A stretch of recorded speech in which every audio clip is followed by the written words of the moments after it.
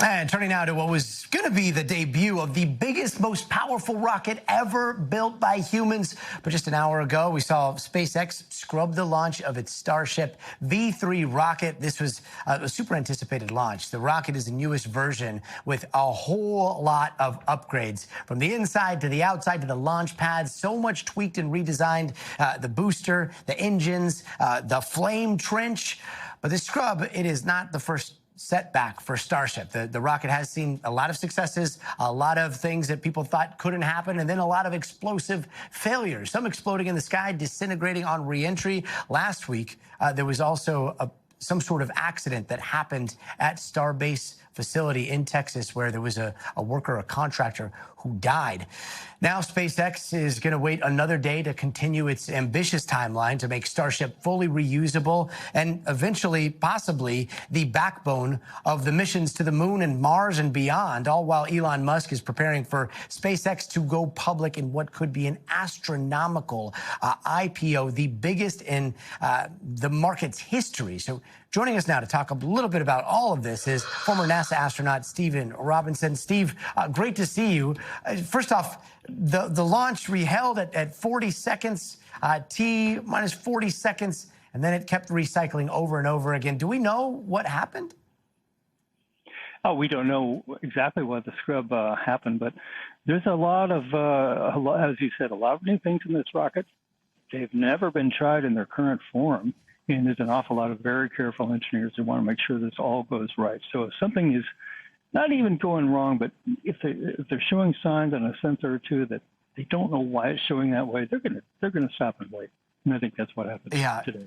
And looking at the mission profile on this one, looking at all the upgrades, and again, I don't want to read into it too much, but it does seem like they're going, maybe transitioning from their YOLO, let's try it, let's see stick the landing, let's do iterations very quick, to now trying really to hone in and perfect all of the systems, from the Raptor engines to the launch pad, what they also want to reuse with a very high cadence. Do you think that this scrub may have to do with them taking it slow and easy, even though the time is ticking on this next year's ambitious Artemis mission?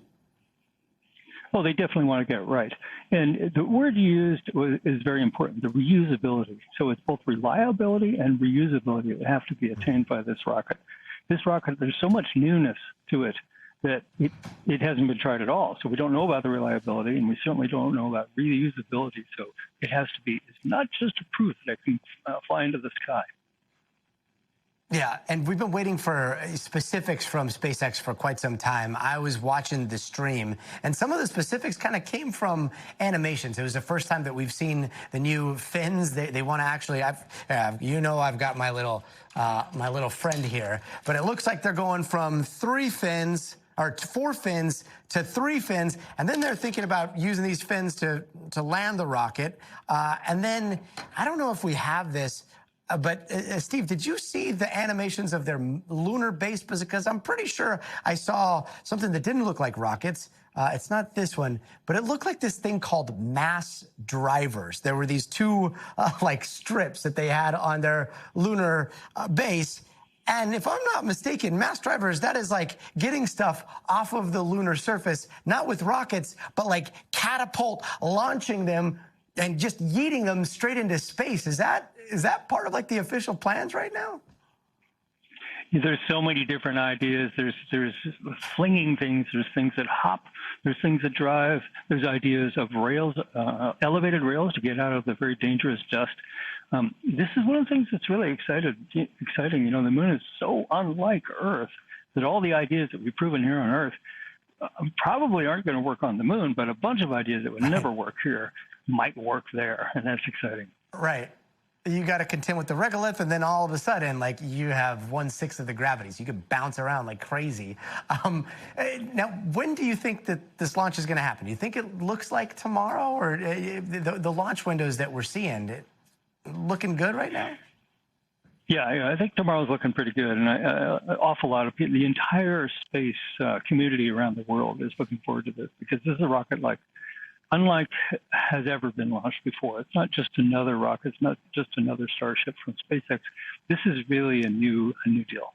And one of the big things about it that really impresses me is the new Raptor engines, the Raptor 3. It's so different from the Raptor 2 and 1 that's part of the excitement for everybody.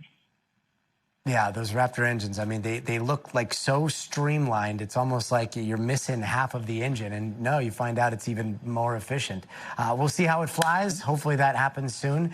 Steve Robinson, always a pleasure to see you. Thank you so much. We thank you for watching. And remember, stay updated on breaking news and top stories on the NBC News app or watch live on our YouTube channel.